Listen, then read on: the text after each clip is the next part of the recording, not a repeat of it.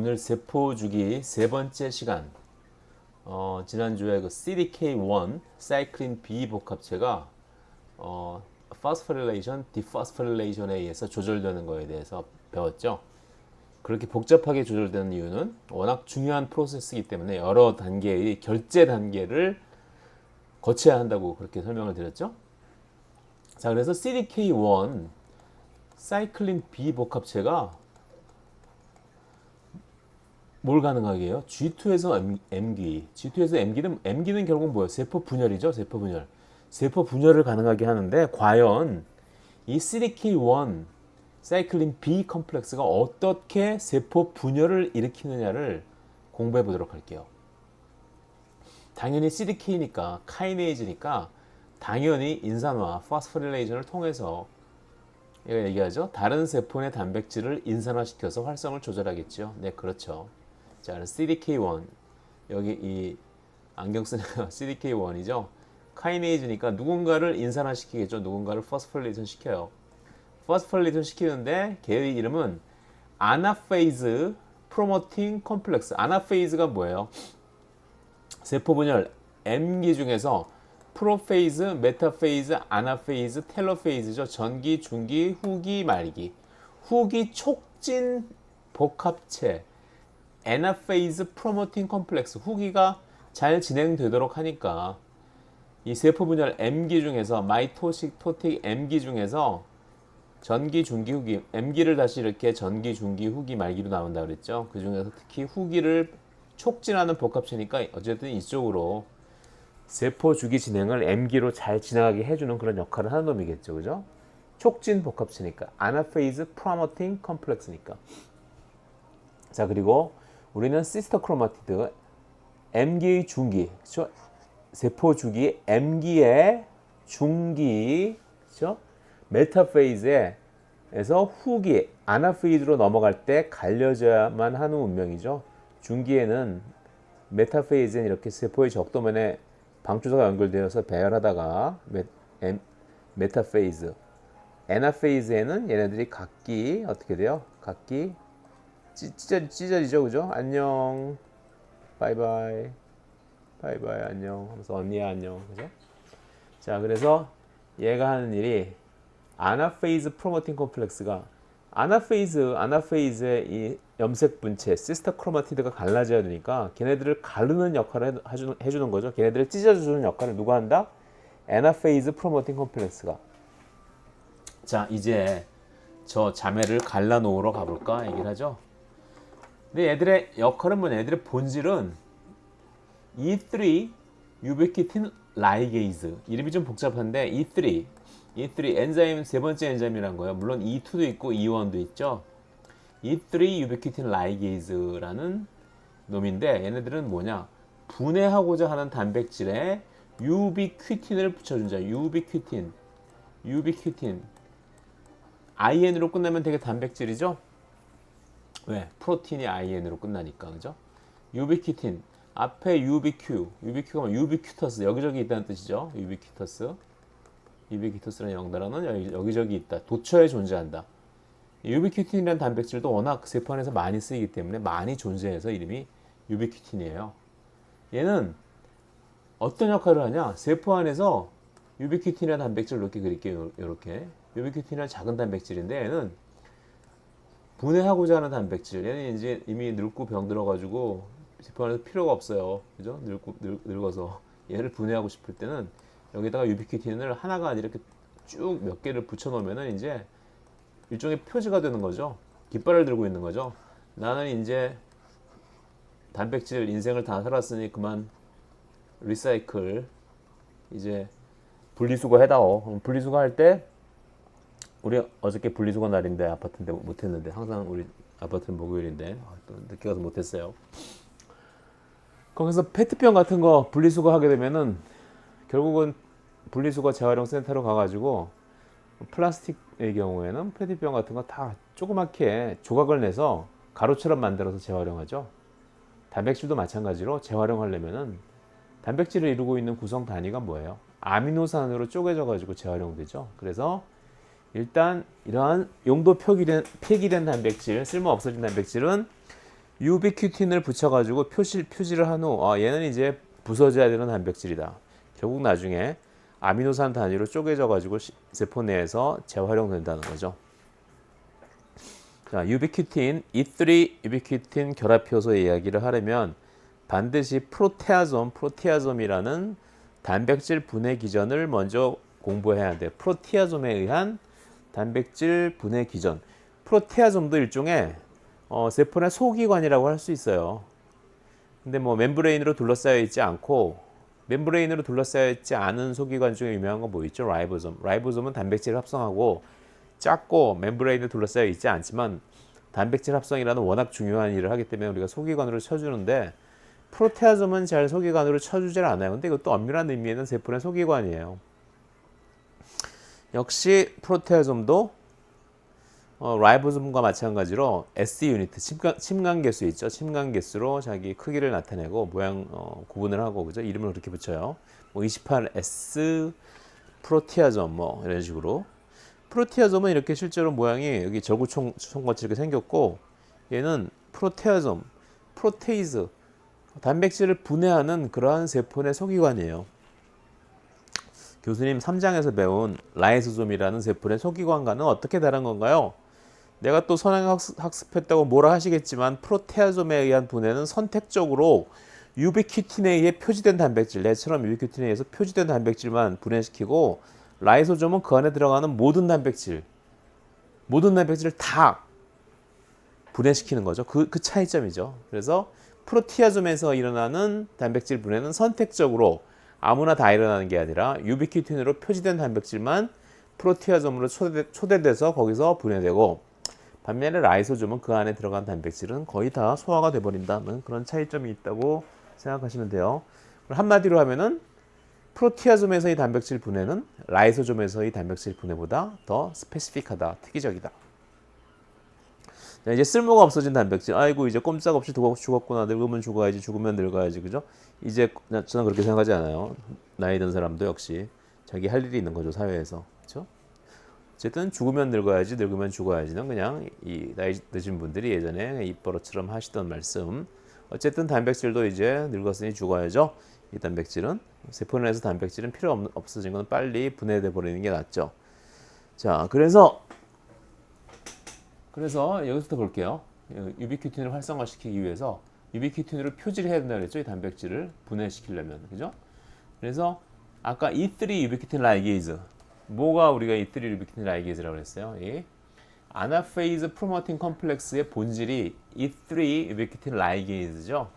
그래서 유비큐틴을 붙여주는 효소, 라이게이즈, 누굴 갖다 붙여주는 효소, 유비큐틴을 타겟 단백질, 분해할 단백질에 붙여주는 효소라서 이름이 E3 유비큐틴 라이게이즈예요. E3가 있으니까 E1하고 E2도 있다고 그랬죠. E1이 제일 먼저 일을 해서 E1이에요. E1은 잠자고 있는 유비큐틴, 즉 활성화되지 않아서 일을 하고 싶지 않은 유비큐틴이 무슨 일을 할 수 있을까? 분해해버릴 다른 단백질에 가서 결합하는 게 유비큐틴이 할 일이죠. 그렇죠? 각자의 할 일이 있어요. 뭐 정치인은 정치를 하고, 학생은 공부를 하고, 교광사는 강의를 하고 이런 식으로, 그죠? 유비큐틴이 할 일은 분해해야 될 단백질의 표면에 가서 붙는 거. 그런데 붙으려면은 뭐든지 우리 이제 알죠? 큰 걸 부수면 에너지가 나오고 작은 걸 붙여서 큰 걸 만들려면 에너지가 필요하죠. 그래서 활성화 에너지가 필요하다. ATP 에너지를 사용해서 얘를 활성화시키는 거죠. 이때 ATP하고 포스페이트로 떨어지는 게 아니라 AMP하고 파이로포스페이트, 포스페이트가 두 개 붙어 있는 거. 이런 형태로 떨어지는 게 약간 독특하죠. 그죠? E1 유비큐틴 활성화해서 좀 더 에너지가 많이 필요할 때 이렇게 분해되는 경우가 있어요.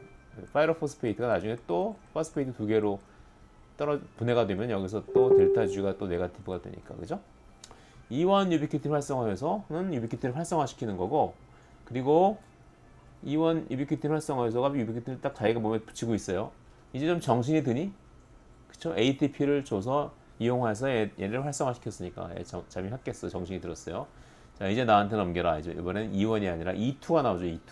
E2 유비큐틴 콘주게이팅 엔자임. E2 유비큐틴 콘주게이팅 엔자임은 자기가 유비큐틴을 갖다가 자기 몸에 붙여가지고 이제 일할 준비가 됐지 하고 데리고 가는 거예요. 누구한테?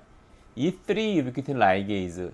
여기가 좀 위치가 안 좋으니 그림 그릴 자리가 없었나 봐요. 다음 페이지에 설명할게요. 그러면 이제 E3 유비퀴틴 라이게이즈가 여기서 E2에 붙어 있는 유비퀴틴을 떼어다가 누구한테 붙여요? 타겟 단백질에게 붙이는 거죠. 타겟 단백질한테. 그래서 이제 E2 유비퀴틴 컨주게이팅 엔자임이 유비퀴틴을 이렇게 달고 가서 최종적으로 E3 유비퀴틴 라이게이즈에게 넘기면 E3 유비퀴틴 결합해서 E3 유비퀴틴 라이게이즈가 얘를 유비퀴틴을 타겟 단백질에 붙이는 거죠. 다음 페이지 그림 보기 전에 여기 위치가 좀 안 좋으니 다음 페이지에 설명할게. 이거, 자, 이 책을 쓸 때만 해도 너무 대충 해가지고 여기 좀 그림을 거의 즉흥적으로 그렸죠. 되게 이런 책이나 뭐 만화를 그리거나 할 때는 처음에 이렇게 플랫을 만들고 이렇게 스케치를 하고 배치를 하고 그래야 되는데 거의 이건 뭐 손글씨로 쓴 걸 보시면 아시겠지만 이건 거의 임프로바이제이션 즉흥적으로 이게 오히려 그런 러프한 감을 살리려고 했던 책이에요. 그래서 뭐 그렇다고 좋다는 분들도 계시고요, 뭐 싫다는 분들도 계신데 싫다는 분들이 약간 많아가지고 이제 내년부터는 개정 증보판을 만들고 있는데 내용도 많이 추가할 것도 있고 그림도 좀 더 예쁘게 바꾸고 저희 개성이었던 손글씨도 타이핑 글씨로 지금 바꾸고 있습니다. 자, 라이소솜에서 일어나는 단백질 분해는 비특이적, 난스페시픽하다. 리소솜 안에 갇힌 단백질은 다 분해해 버리는 시스템이지만 프로티아솜은 유비퀴틴이 결합한 단백질만 선택적으로 분해한다는 거죠. 아까 얘기 드렸죠. 아, 이렇게 복잡한 과정 E1, 그쵸? E2 그리고 E3 복잡한 과정을 거쳐서 분해하고자 하는 단백질에 유비퀴틴을 붙여서 표시하는군요. 그 전 페이지에서 온 거예요. 자, 그래서 E2가 가지고 있는 유비퀴틴을 E3 유비퀴틴 라이게이즈가 떼어서 안 아프게 잘 떼어내봐. 그래서 떼어내는 거죠. 떼어내서 이제 겨우 하나, 나머지는 언제다 붙여? 왜?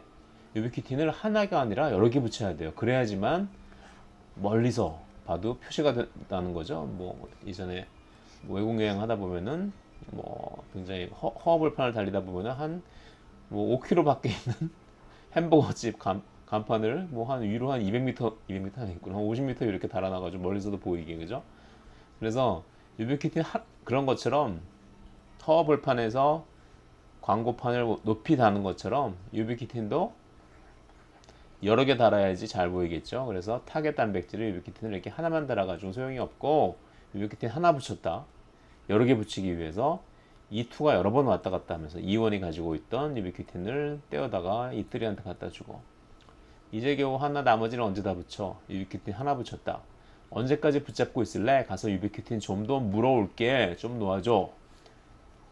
그래서 여러 가지 스텝을 거쳐가지고 제가 몇 차례에 걸쳐서 유비퀴틴을 실어 나른다. 그래, 유비퀴틴 4개 정도, 하나, 둘, 셋, 4개 정도에 5개 붙었지만 4개 정도만 붙어도 프로테아솜이 인식한대. 프로테아솜으로 여기로 들어가려면은 유비퀴틴 하나 가지고는 인식이 안 되는 거죠. 여러 개 붙어야지 인식이 되는 그런 얘기예요. 안녕, 다른 단백질로 다시 태어나면 그때 또 만나. 얘는 얘를 갖다가 거의 뭐 그 도살장으로 끌고 가는 것 같은 거죠. 그죠? 여기 들어가서 으아 살려줘, 이제 분해가 되는 거죠. 미안하다, 너한테 유비퀴틴이 여러 개 붙어 있으면 나는 분해할 수밖에 없어. 누가? 프로테아솜이. 그죠? 자, 그래서 뭐 이전에 제가 했던 그런 실험인데 이게 유비퀴틴을 본 거예요. 그래서 유비퀴틴이 여기 이렇게 실제로 많이 늘어나 있죠. 근데 MG13이라는 게 뭐냐면은 프로테아솜의 이니비터예요. 프로테아솜을 억제시키는 그런 약물인데 이걸 처리하면은 유비퀴틴이 여러 개 붙은 그러한 단백질이 부서져야 되는데 이 들어가도 이 MG13이가 이 프로테아솜의 저해제, 이니비터라서 유비퀴틴이 붙은 애들이 들어가도 여기서 분해가 안 되는 거죠. 자, 그래서 어떠한 상황에서 MG131을 갖다가 치고 안 치고 마이너스 플러스죠. 여기 보면 시커멓게 나오는 게 유비퀴틴이 많이 붙어 있는 단백질을 보여주는 건데 MG131을 안 쳤을 경우에는 유비퀴틴이 붙어 있으면 금방 분해가 돼가지고 보이질 않고 MG131을 처리한 경우에는 유비퀴틴이 분해되지 않아가지고, 그죠? 붙어 있지만 유비퀴틴 붙어 있는 단백질이 분해되지 않아가지고 여기 유비퀴틴이 이렇게 진하게 보이는 거라는 그런 말씀이에요. 자, 프로테아솜은 유비퀴틴 다량화, 폴리유비퀴티네이션, 즉 유비퀴틴이 여러 개 붙은 단백질만을 선택적으로 결합하여 분해한다. 그러니까 E3 유비퀴틴 라이게이즈 접합효소가 유비퀴틴으로 분해할 단백질을 유비퀴틴을 이용해서 표시해 놓는 거죠. 교수님, 유비퀴틴이란 말은 유비쿼터스에서 나온 건가요? 유비쿼터스는 도처에 존재하는 여기저기 다 있는 그런 뜻이지. E3 유비퀴틴 라이게이즈의 기질로 사용하기 위해서 세포 안에는 유비퀴틴이 도처에 여기저기 많이 있다. 자, 그래서 지금 셀 사이클 배우고 있는 거예요.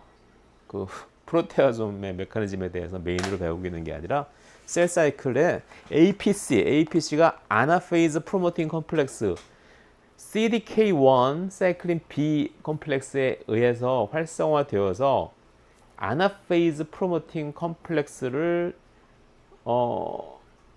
컴플렉스에 유비퀴틴을 붙이는 놈이 바로 누구다? APC죠. APC의 본질은 유비퀴틴, E3 유비퀴틴 라이게이즈. 그러니까 실제로 여기 있죠. 얘가 E3 유비퀴틴 라이게이즈인 거죠. 얘가 누군가를 분해시킬 놈을 어떤 놈을 분해시킬까? 걔를 분해시키면은 G2기에서 M기로 진행할 수 있는 놈을 분해시키겠죠. 그렇죠? M기에는 없어져야만 하는 놈들, 그런 놈들 분해시키면 되겠죠. 그죠? 그래서 세포 안에는 수많은 종류의 E3 유비퀴틴 라이게이즈가 있다. E1하고 E2는 이원 액티베이팅 엔자임, E2 콘주게이팅 엔자임은 한 종류씩밖에 없지만 E3 유비퀴틴 라이게이즈는 굉장히 많은 종류가 있어요. 그래서 타겟 단백질마다 서로 다른 E3 유비퀴틴 라이게이즈를 가지고 있어요. 어떤 단백질은 이러한 E3 유비퀴틴 라이게이즈가 와서 유비퀴틴을 붙여줘야지 분해되고, 또 다른 단백질은 또 다른 E3 유비퀴틴 라이게이즈가 와서 유비퀴틴을 붙여줘야지 그때 분해가 돼요. 그죠? 그래서 각각의 E3 유비퀴틴 라이게이즈는 서로 다른 타겟 단백질을 유비퀴티네이션 시킨다. 그래서 여기 보면 여러 가지 E3 라이게이즈가 있어요. 여기 세 개, 이게 다 밑에는 프로테아솜이고, 요거 세 개가 다 서로 다른 E3 유비퀴틴 라이게이즈예요. 우리 셀 사이클에 관여하는 아나페이즈 프로모팅 컴플렉스 APC 후기 촉진 복합체, 스킵 SCF 컴플렉스, 이것도 굉장히 많이 쓰이죠. 굉장히 많이 쓰이는 E3 유비퀴틴 라이게이즈고, MDM2도 역시 아주 유명한 E3 유비퀴틴 라이게이즈다. 나는 왜 학생이 없지? 무슨 소리야? 반면에 유비퀴틴 활성화 요소와 유비퀴틴 접합 요소는 각각 한 종류씩밖에 없다. 자, 프로테아솜, 나도 라이보솜, 뭐 ATS 라이보솜, 7TS 라이보솜, 70S, 60S, 80S 뭐 그렇게 침간 개수로서 라이보솜을 서로 분류하죠. 서로 다른 이름을 주죠. 그 마찬가지로 프로테아솜도 침간 개수로 불려져요. 포유동물 세포의 경우 침간 개수가 26 정도라서 26S 프로테아솜이라고 그렇게 불려요.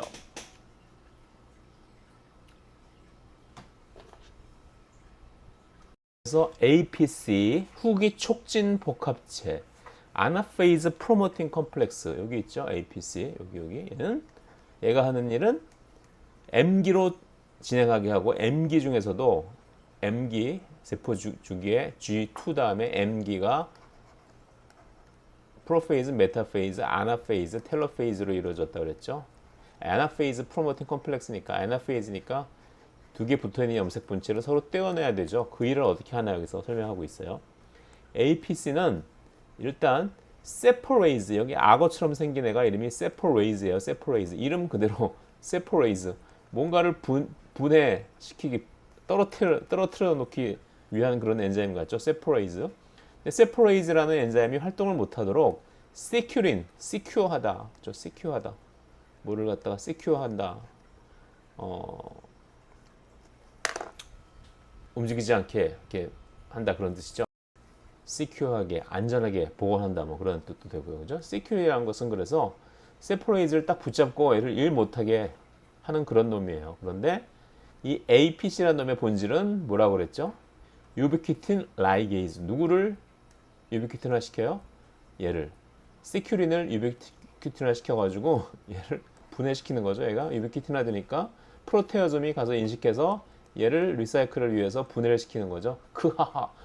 아나페이즈 후기에 너는 필요 없어. 그래서 시큐린이 분해가 되면 이제 시큐린 때문에 시큐어 되어 있던 세이프하게 한쪽에 일을 못하게 격리되어 있던 세포레이즈가 이제 시큐린으로부터 분리되어서 활성화되는 거죠. 세포레이즈는 코에신을 분해해서 둘 사이를 갈라놓는다. 여기 코에신, 요 염색 분체 크로마티드 두 개가 서로 뭐에 의해서 연결되어 있어요? 여기 초록색인 코헤신에 의해서 연결이 되어 있는데 코헤신 단백질을 이 세포레이즈가 분해해서 둘 사이를 갈라놓는다. 그죠? 언니 안녕. 그래 너도 나랑 붙어있기 지겨웠지? 그죠? 이제 안녕. 둘이 서로 찢어진다. 언제? 아나페이즈 때, 아나페이즈 후기 때, 후기 세포 분열의 후기. 세포 분열의 M기는 전기, 중기, 후기, 말기로 이루어져 있는데 그 중에서 후기 때 염색 분체, 시스터 크로마티드 두 개가 서로 분리된다. 그때 세포레이즈의 활성이 필요한데 세포레이즈는 코에신을 분해해서 두 개의 시스터 크로마티드를 분리하고 세포레이즈는 시큐린에 의해서 평소에 활성이 억제되어 있는데 APC, 아나페이즈 프로모팅 컴플렉스가 시큐린을 폴리유비큐티네이션 시켜서 분해시킨다. 그렇죠? 그래서 후기가 진행이 되게 된다는 거죠.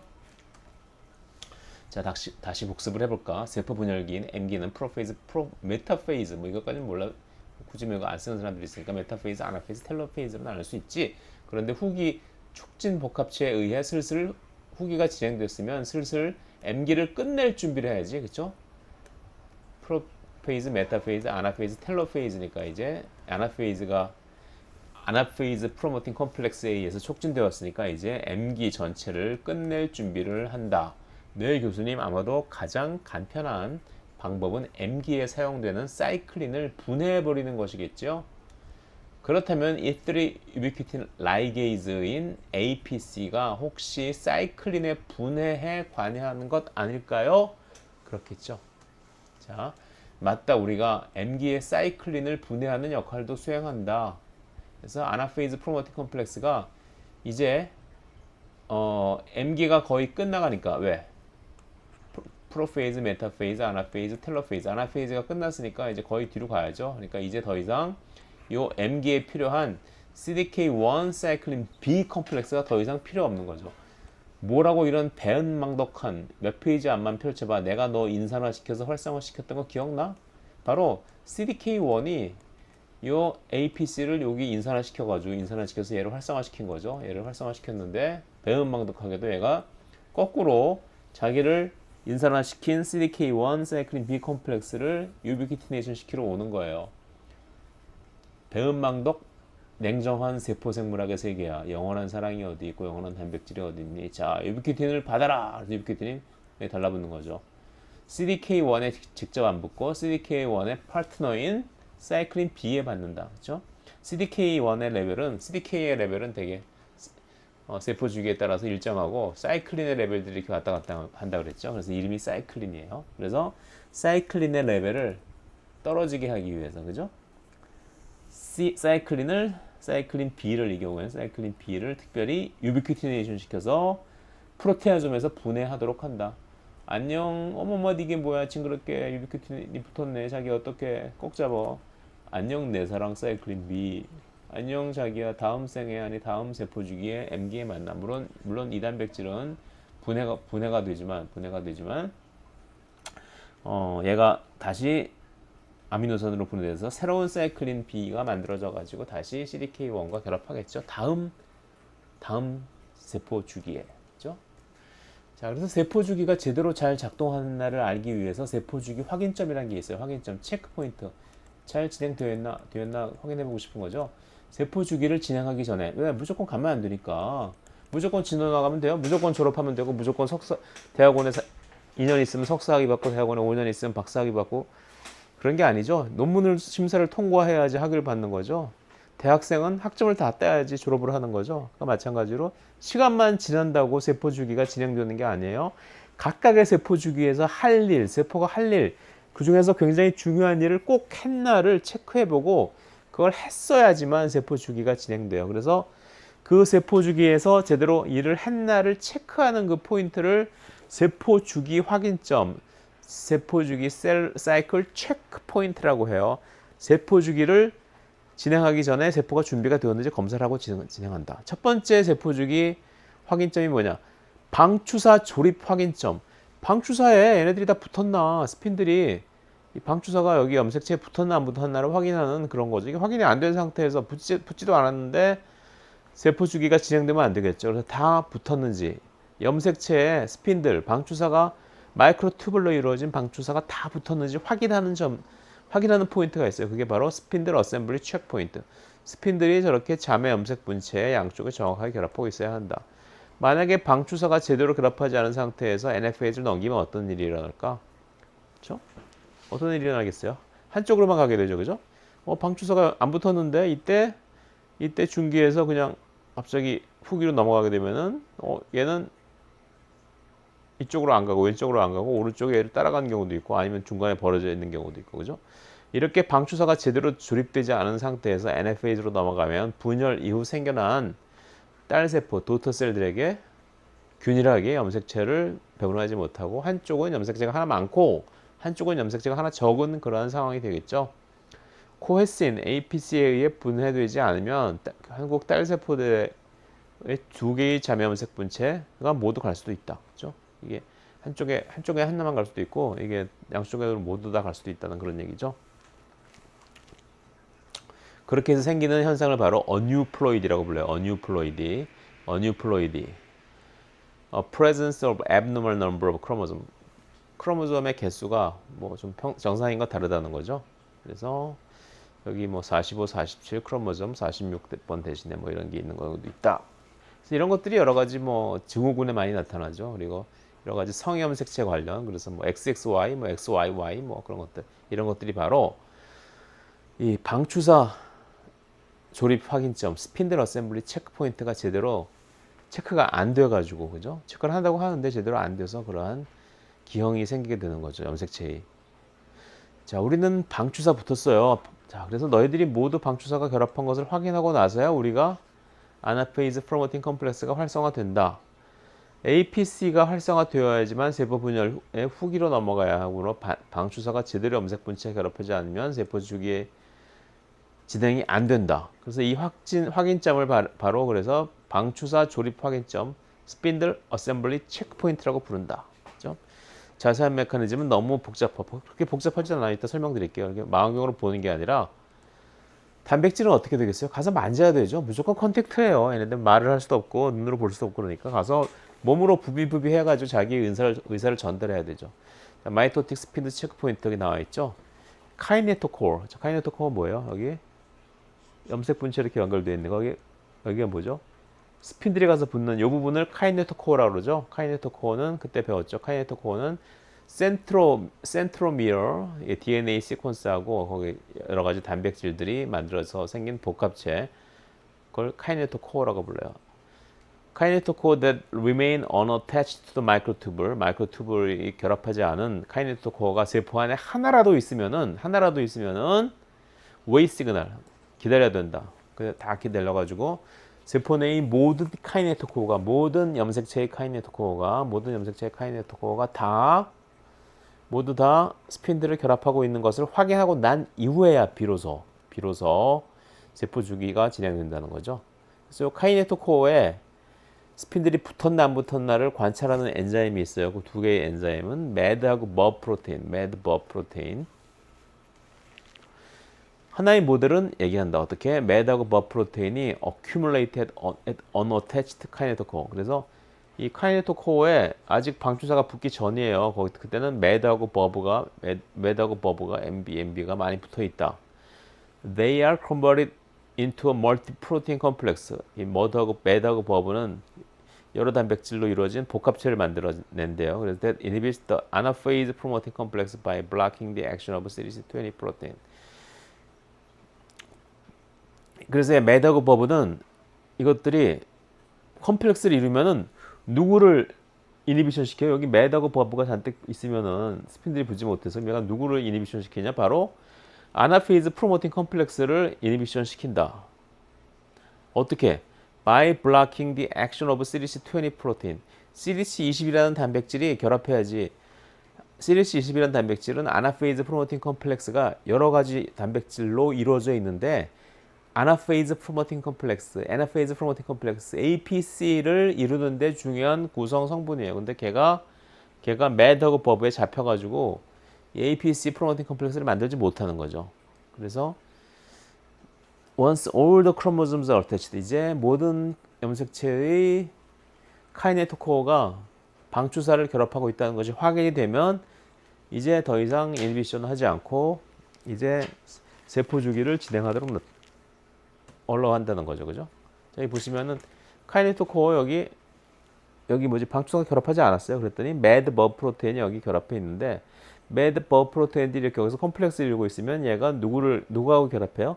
CDC20하고 결합해요. 우리 아나페이즈 프로모팅 컴플렉스 여기 있는데 얘는 반드시 여기 빨간 CDC42가 하나 있어야지 완전체가 되는데 얘가 걔를 가져가는 거죠. 매드하고 버브 컴플렉스가. 근데 매드 버브 컴플렉스가 깨지는데 이 조합이 깨지는데 언제 깨지냐?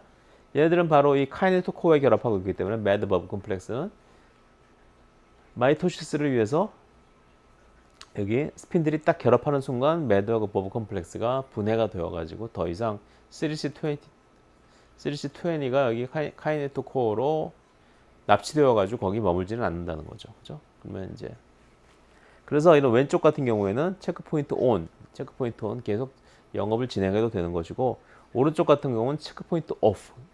이제 여기서 매드하고 버브 프로테인이 결합하고 있기 때문에 스핀들이 완전히 형성이 안 됐다는 얘기잖아요. 그렇기 때문에 체크포인트 오프 더 이상 진행하지 않는다.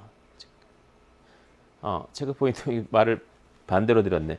체크포인트 O는 여기서 인액티브 하니까 여기 없으니까 M기로 넘어가지 못하는 거고 체크포인트 오프는 이제 체크포인트가 꺼졌으니까 이제 M기로 갈 수 있다는 거죠. 왜? 아나페이즈 프로모팅 컴플렉스가 완연하게 만들어졌으니까. 왜? CDC20가 여기 조인을 해서 CDC20가 왜 조인을 했냐? 스핀들이 여기 결합해가지고 매드 버브 프로테인 컴플렉스를 없애버리니까. 그죠? 없애버리는 게 아니라 카이네토 코어에서 떼어내니까. 그죠? 카이네토 코어에서 떼어내니까. 자, 또 하나의 체크포인트가 있어요. 포스트 레플리케이션 체크포인트. DNA 복제는 워낙에 공이 많이 드는 일이고 아무리 잘해도 에러가 나서 계속 리페어를 해야 해서 DNA 폴리머레이즈죠.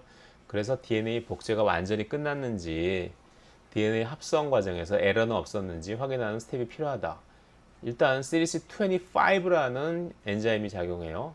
그래서 DNA가 일단 복제가 끝났나 보고 배 꼬여서 잘 보기 힘들겠지만 DNA 합성이 끝나서 DNA 양이 2배로 불어있는 상태다. 2배로 불어있는 상태다. 그래서 DNA가 복제가 끝난 것을 확인한 후에 얘가 무슨 일을 하냐? 얘가 내가 설마 또 등장하리라고는 생각 못했지. 얘는 CDK1하고 사이클린 B 컴플렉스예요. 내 머리 위에 인산기 2개를 CDC25가 떼어내야 내가 활성화되던 거 기억나지? 그쵸? 이 불활성화시키는 인산기 2개를 CDC25가 활성화되어가지고 얘를 떼어낸다. 이런 스텝을 거치기 때문에 DNA 복제가 끝나지 않은 세포는 G2에서 M기로 넘어가지 못한다는 거죠. 그래서 CDC25가 언제 활성화돼요? DNA replication, DNA 복제가 끝난 후에야 활성화되고 얘가 하는 일은 CDK1 사이클린 B 컴플렉스에 불활성화시키는 인산화 2개를 떼어내서 CDK1 사이클린 B 컴플렉스를 활성화시키는 역할을 한다는 거죠. 여기 나와 있죠? CDK1하고 사이클린 B, 마이토틱 CDK라고 여기 표시한 게 CDK1이고요. 마이토틱 사이클린이라고 표시한 게 사이클린 B예요. 얘네들이 결합하면은 이니비팅 카이네이즈, 이니비션 포스폴레이션 여기 2개, 하얀 게 이니비션 포스폴레이션이죠. 그리고 액티베이팅 카이네이즈에서 활성화시키는 포스폴레이션. 하얀 2개의 인산화는 물론 인산 모양은 똑같고 색깔도 똑같지만 색깔이 그렇게 작은 분자 수준에서 색깔을 얘기하는 게 의미가 없죠. 어쨌든 인산 2개가 결합했으니까 얘는 인액티브 그 불활성화시키는 인산기고, 그죠? 이 노란 인산기는 활성화시키는 인산기다. 그런데 이 파스파테이즈 여기서 이 앞에 그림에서는 누구죠? CDC25라는 파스파테이즈가 이 불활성화시키는 인산기 2개, 하얀 거 2개를 떼어내야지 비로소 이 CDK 사이클린 컴플렉스가 활성화된다. 또 하나의 체크포인트가 있어요. DNA 손상 확인점. DNA가 우리 끊임없이 이런 햇빛이라든가 여러 가지 바람 물질에 의해서 여러 가지 환경 오염 물질에 의해서 DNA가 데미지를 받죠. DNA가 데미지가 된 망가진 DNA를 가진 세포를 계속 방치하면 얘가 암세포가 될 수도 있기 때문에 DNA 데미지가 너무 크면은 세포 주기를 진행하지 않도록 해요. 그죠? DNA 데미지 체크 포인트는 이거는 특별히 어느 세포 주기에서 확인하는 게 아니라 워낙 중요한 일이기 때문에 세포 전체에서 뭐 G1, S기, G2기 등 여러 곳에서 DNA의 이상을 모니터링한다.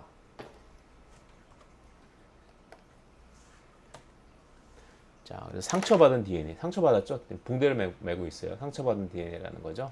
DNA 손상 확인점 체크 포인트죠. DNA 데미지 체크 포인트. DNA가 지금 보면 나 상처받았어. 저기 검은 피가 아니라 빨간 피가 뚝뚝 떨어지는 거죠. 그렇죠?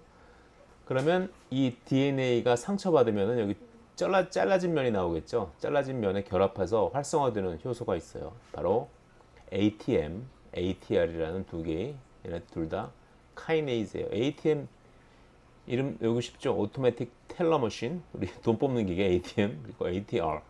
두 개 비슷한 놈들이죠. 둘 다 카이네이즈예요. 얘네들이 누굴 인산화시켜요? 체크 2와 체크 1. ATM은 체크 2, ATR은 체크 1. 체크 포인트라서 체크예요. 우리는 ATM과 ATR에 의하여 인산화되어서 활성화된다. 인산화되어서 활성화되는 그런 놈이에요. 얘도 역시 체크 2하고 체크 1도 역시 카이네이즈예요. 얘도 역시 다른 밑에 있는 다운스트림 밑단계 애들을 인산화시켜서 조절하는데 그 중에 하나가 가장 유명한 P53이라는 단백질이 굉장히 유명하죠. 한때 P53을 정복하면은 모든 암이 다 정복할 것처럼 착시 현상이 있던 시절이 있었어요. P53, Guardians of the Genome. 유전체가 망가지면은 어딘가 가서 그걸 고쳐주는 역할을 한다. 뭐 그래서 Guardians of the Genome. 바로 이 신호전달 캐스케이드에서 P53이 일을 하게 되는 거죠. DNA가 망가졌을 때. 그래서 망가진 DNA를 가진 세포를 구해준다. 그래서 P53이 그런 별명을 가지고 있었죠. Guardians of the Genome. 그래서 체크 2하고 체크 1이 각각 이제 P53하고 시리스 25A를 인산화시키는데 시리스 25A는 역시 포스파테이즈 아까 시리스 25라는 거 나왔었죠. 여기 CDK1 사이클린 B 컴플렉스를 탈인산화시키는 디포스팔레이션 시키는 시리스 25. 시리스 25A는 걔랑 비슷한 애예요. 시리스 25A. 얘가 체크 1, 체크 2에 의해서 인산화된다. 인산화된 P53과 시리스 25A의 기능에 대해서 다음 페이지에서 알아보자. 시리스 25A도 역시 포스파테이즈니까 CDK를 탈인산화시키겠죠. 자, P53 타겟 유전자를 열심히 발현시켜 볼까? P53은 트랜스크립션 팩터로서 전사 촉진을 시킨다고 생각하시면 돼요. 자, P53은 여기서 체크 1, 체크 2에 의해서 인산화되면 얘가 활성화되어서 P53은 이렇게 4개를 그린 이유가 테트라머, 4량체로서 활약하기 때문에 4개를 그렸어요. 얘는 뭘 만드냐? P53은 트랜스크립션 팩터로서 타겟 유전자를 만드는데 첫 번째 만드는 게 P21이라는 CDK 이니비터예요. 나는 P27과 더불어 대표적인 CDK 이니비터 저해제. 얘는 CDK2와 사이클린 E 컴플렉스를 결합해서 얘 결합을 떼어놓는 게 아니라 여기 결합에 또 결합을 해가지고 이런 세 개의 단백질이 결합한 형태를 만들어가지고 CDK2와 사이클린 E 간의 서로 간의 활성화를 막는다. 사이클린 E가 CDK2를 활성화시키는 걸 막고 오히려 이니비션을 시킨다는 거죠. 그래서 빨리 다른 단백질을 인산화시켜서 S기로 진입해야 할 텐데 CDK2 사이클린 E 컴플렉스가 S기, G1에서 S기로 넘어가게 해주는 그러한 CDK죠. 그런데 P21이 있으면 CDK2가 활성화가 안 돼서 일을 못 한다는 거죠. P21은 P27과 마찬가지로 CDK 사이클린 E에 결합하여 CDK의 활성을 저해한다. 또한 또 다른 P53이 촉진시키는 그러한 유전자는 뭐냐? 퓨마는 손상이 심해 죽어야 할 세포를 죽이는 프로그램 에이포토시스 세포 자살, 세포 예정사 나중에 다시 배울 거예요.를 활성화시켜서 DNA에 손상 입은 세포를 아예 죽여버린다. 그래서 P21은 조금 소극적으로 세포 주기를 억제시켜서 세포를 천천히 세포 주기가 진행되도록 한다. 그래서 그 와중에 뭐 망가진 DNA를 뭐 고친다든가 그런 일을 할 수 있도록 하는 것이고, 퓨마는 아예 DNA가 너무 많이 망가져가지고 얘는 가망이 없어. 그러니까 이 세포는 죽어버리는 게 더 낫겠어. 그래서 에이포토시스라는 세포 자살 메커니즘을 활성화시켜가지고 세포를 죽여버릴 때는 퓨마가 활성화된다. 자, response to double strand DNA break. 아까 DNA가 데미지 되면은 DNA가 이렇게 더블 스트랜드죠. 이중나선이에요. 이중나선인데 여기 하나만 끊어지는 경우, 한 가닥만 끊어지는 경우가 있겠죠. 이건 싱글 스트랜드 브레이크이고, 더블 스트랜드 브레이크는 좀 더 심각한 데미지. DNA가 두 가닥이 모두 끊어져가지고, 두 가닥이 모두 끊어진 데가 양쪽 가닥이 다 끊어진 게 노출되는 거죠. 그래서 DNA가 끊어지면은 트리거,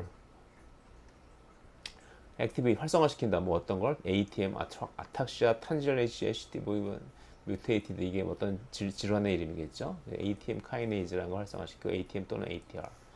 뭐 ATM phosphorylates 체크포인트 카이네이즈, 아까 체크1, 체크2 있었죠. which then phosphorylates P53을 인산화시켜가지고 활성화시킨다. 그래서 인산화된 P53은 unable to bind MDM2. MDM2라는 놈이 P53과 결합해가지고 P53을 디그레데이션, P53을 분해시키는 놈이거든요. 그래서 MDM2가 있으면 P53이 일을 못해요. 분해가 돼가지고. 하지만 인산화가 되면 누구에 의해서 체크포인트 카이네이즈에 의해서 인산화가 되면은 P53이 MDM2로부터 벗어나가지고 이제 본연의 일을 할 수 있는 거죠. 뭐죠? 트랜스크립션, RNA 폴리머레이즈의 트랜스크립션을 도와줘서 타겟진을 만드는데, 이게 하나가 P21이고, P21은 아까 봤듯이 CDK2 사이클린 E 컴플렉스를 억제하고, 퓨마는 BCL2라는 나중에 에이포토시스에서 배울 거예요. BCL2는 엔티 에포토시토틱 프로테인, 에포토시스를 억제하는 그런 단백질이에요. 그런데 에이포토시스를 억제하는 단백질을 또 억제하니까 결국은 에이포토시스가 증가되겠죠. 부정의 부정은 긍정. 그죠? 에이포토시스를 억제하는 BCL2를 또 억제하니까 누가? 퓨마가. 결국은 에이포토시스가 진행되어서 세포가 죽게 된다. 에이포토시스, 세포 자살 혹은 세포 예정사는 있어봤자 도움이 안 되는 세포를 죽여버리는 시스템이다.